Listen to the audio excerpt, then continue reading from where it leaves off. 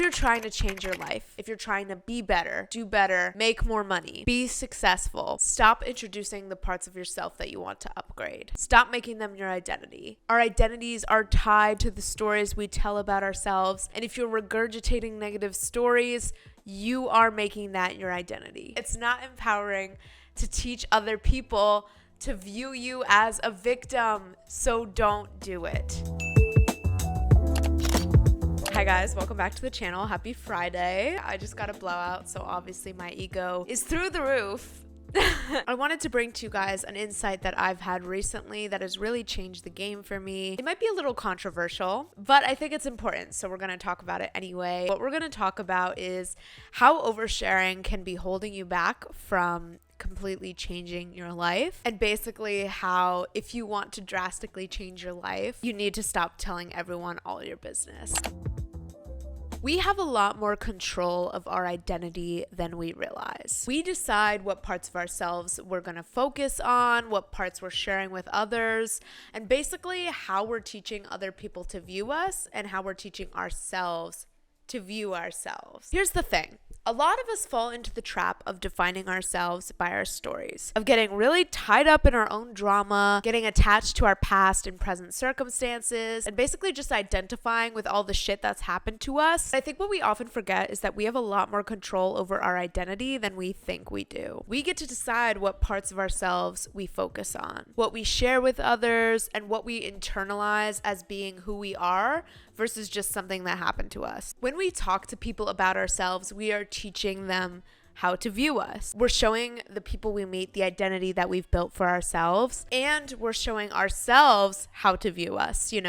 We're internalizing that we're a victim, that we're struggling, because that's the narrative that we're speaking to everyone else, and that can really start to affect your self-image. When you enter into a new relationship and you instantly dump past trauma or current struggles or just any circumstances that you don't really want to be defined by or you're not proud of, you're asking to be defined by those things, because people's impressions of us are formed by a lot of the information that we offer up to them in conversation. Without even realizing it, you're crafting a version of yourself in their head based on what you share. And if a lot of what you're sharing is really negative or self-victimizing stories, you're crafting a less than flattering version of yourself in people's heads and in your own head. Let me offer up some examples. So let's say you're experiencing a lot of financial trouble right now, and you meet a new person who just really doesn't need to know that business about you. So you're broke as fuck. You meet a new person and you instantly start making self-deprecating jokes or remarks about how broke you are, how you couldn't make money if your life depended on it, how you're struggling and you can't afford to go buy a plate of mozzarella sticks. Basically, you are just making jokes and comments about how you feel like your life is a total mess. Whether you think about it this way or not, you're shifting that person's perception of you, and you're basically tying your identity to your status of being broke. And if that's something that you actively want to change, if you want to start making more money, if you want to radically transform your financial reality, why would you want somebody's new perception of you to be that you're this broke person, that's who you are? No, you're trying to shift that identity. You're trying to become the type of person who sees themselves as wealthy and abundant. So why would you keep spinning these same narratives that are keeping you stuck in that broke identity? Stop identifying with parts of yourself that you want to change. So if you hate your job, instead of complaining about it when you meet new people and making that the core of your personality, oh, that's the guy who hates his job and can't stop complaining about it, instead maybe just don't talk about it at all. Don't focus on it. And if someone asks what you do for work, maybe you say something like, oh, I work in sales, but I really want to open a bakery. That way you're still drawing the attention to this future self that you want to be without lying about your current situation. You're not harping on or dwelling on your current job because that's not your identity. Versus if someone asks what you do for work and you go on this whole long rampage of, oh, I work in sales and it's fucking miserable. Like, I hate my job. I hate my life. I'm struggling so hard with it. I wish I never went into this. My boss sucks. My coworkers suck. I feel so stuck. That's some low vibrational shit, and it's certainly not going to help you if your goal is to break out of that struggle, because you're allowing yourself to get wrapped up in the drama of it all. You're really starting to identify with those struggles and take them super seriously, and that's going to make it a lot more difficult when you're trying to jet out of that reality and head into a new life. First impressions stick. Our perceptions of people are really quick to form and really difficult to break. And as much as I would love to just be like, don't care what anyone thinks, it does matter how you're presenting yourself and what version of yourself you're bringing to the table. And especially if the people you're meeting are maybe people you want to have in your life long term, you want to build healthy relationships with, or maybe you're trying to network with new people, or maybe they could bring you opportunities in the future. You want to be bringing forward the best possible version of yourself, not lugging around all of the old, tired excuses, stories, etc. that you don't want to be a part of your future life and your future self. I think we have this sense of obligation sometimes where we feel like when we meet a new person, we have to give them a comprehensive story of our lives, you know? People will ask you, like, what's your story? Like, where are you from? What's happened to you? And the extent to which people readily share information with, like, strangers is honestly kind of shocking and unsettling to me sometimes. But I think it's important to be reminded that, hey, if you don't want to share something, you don't have to. If you don't want to identify with a certain situation you're struggling with or a past experience,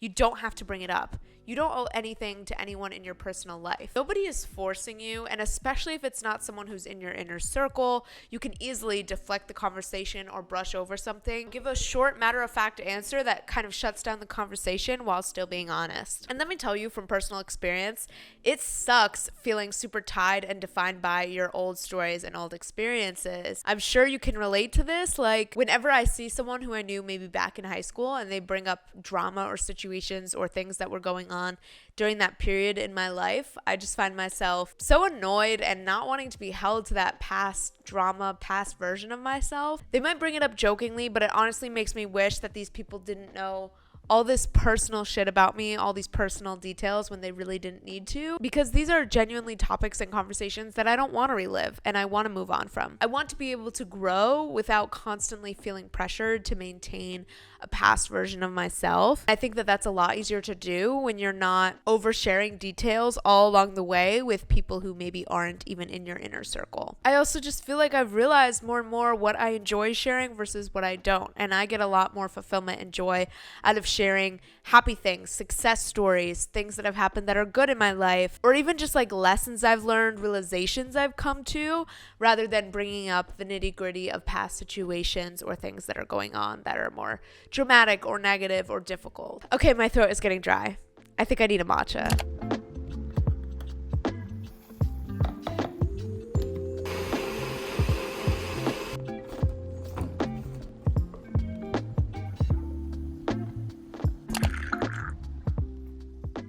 That is exactly what I needed.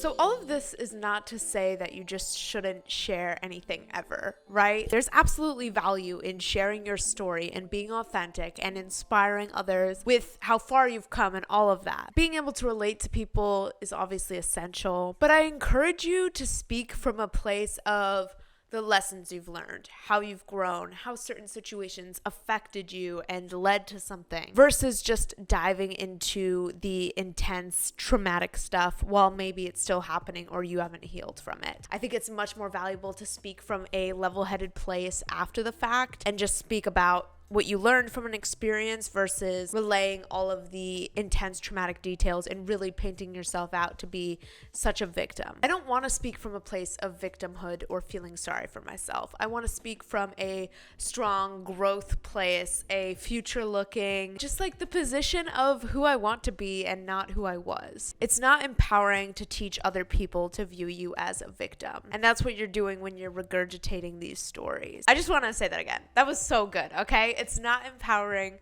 to teach other people to view you as a victim, so don't do it. When someone trauma dumps, overshares, talks about their struggles and their deep shit way too quickly and way too easily, it honestly makes me view them as way more immature. First of all, because it's kind of rude and disrespectful to dump deep, traumatic, potentially triggering shit on someone without really warning, or who doesn't know you personally, who hasn't asked for that information. That's just like rude and inappropriate. But also it just shows that that person is really wrapped up in their own story and completely has begun to identify with it and lead with that when they enter into a new relationship. You know, if the first time I meet a potential friend, they're telling me about how last summer they cheated on their girlfriend and it was really impactful and launched them into a 6-month depression that they're still getting through and all this shit, I'm like, I just met you.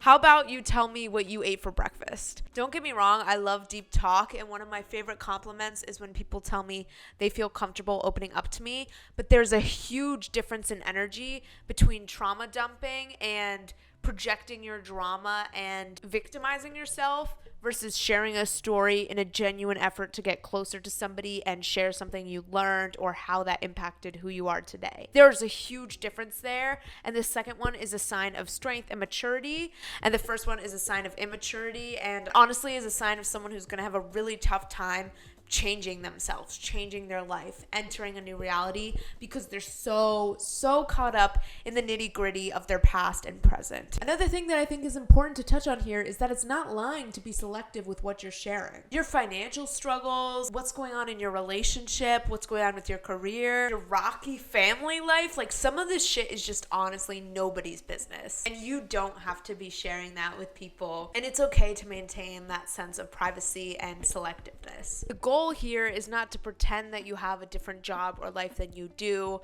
to blatantly be trying to deceive people into thinking that you're further along in your journey than you are. That comes with its own messiness too, and honestly will leave you feeling kind of shaky and like a bad person. That's not the goal here. The goal is just to not over elaborate or share more than you need to when it comes to things that maybe you're not the most happy or proud with. So often I hear people basically talking themselves down, where if they meet someone who's like, oh, it looks like you're doing really cool shit, like I'm really impressed, looks like you're living the life, like you moved to this new city, you're doing all these cool things, and then the person will be like, oh, no, that's nothing, like I'm actually really struggling, I don't have any money, it's not as glamorous as it looks. Why would you say that?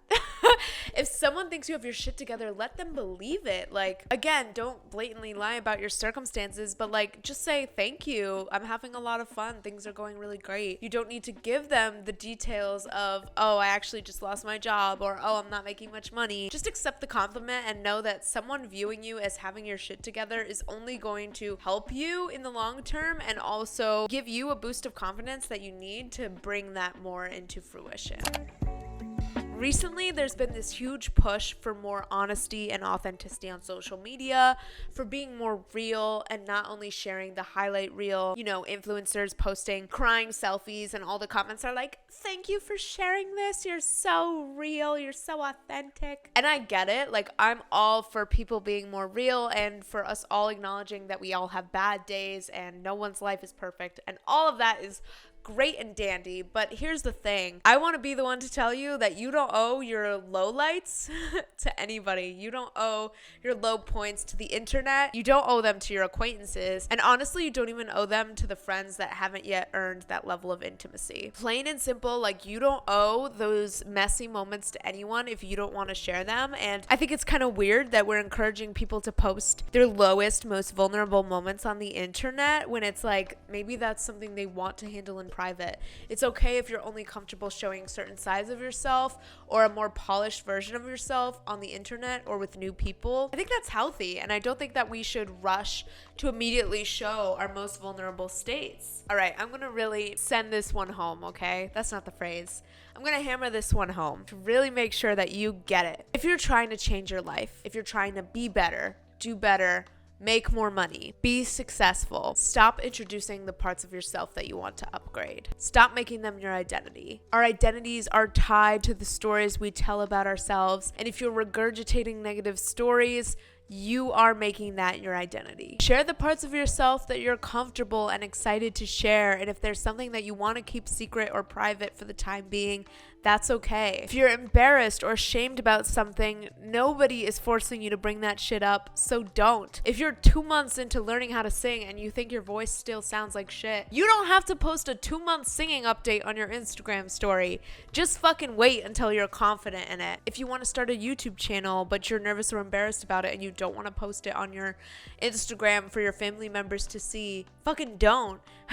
Wait till you're further down the line and you're ready and comfortable with sharing that. Don't feel like you just need to share everything. I think our culture, especially with social media, has become so overshary, where we feel like we have to turn every insecurity, every experience into content. Or even if you're not involved in social media and it's just your personal life, we feel like we can't have boundaries, secrets, things that we keep to ourselves. We have to just be out in the open with everyone and everything. And I don't think that that's necessary or smart, honestly. Let your struggles be your struggles. Let your secret, embarrassing comfort movie be your secret comfort movie. Some things can remain sacred, personal, private. There's a sense of specialness and self-preservation that comes from choosing very intentionally what it is that you want to share and what it is that you don't. That is it for this video. I hope that you guys got something from it. Let me know down below your own experiences with this and just anything you've learned on your journey towards becoming the best version of yourself. I would love to hear. As always, my self-development playlist will be linked down below. I hope you guys have the most wonderful week, and I will see you next